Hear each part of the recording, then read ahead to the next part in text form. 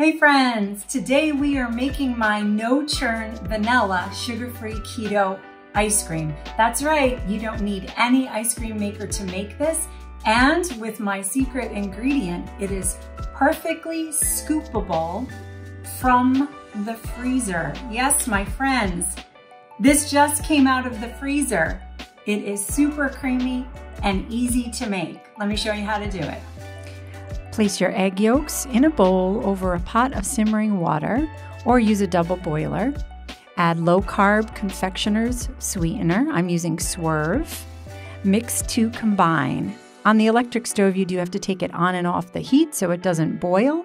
Check the temperature of the yolks to be 160 degrees and set it aside to cool. Add heavy cream to your stand mixer, along with liquid allulose. This is what keeps the ice cream nice and soft. Some salt and vanilla extract. We're going to mix that until stiff peaks form. And then we're going to take a few batches at a time to temper the eggs, which are still warm. And once you do a couple of batches, that should be good enough, and you can add it back to the mixer to combine completely and nice and smoothly.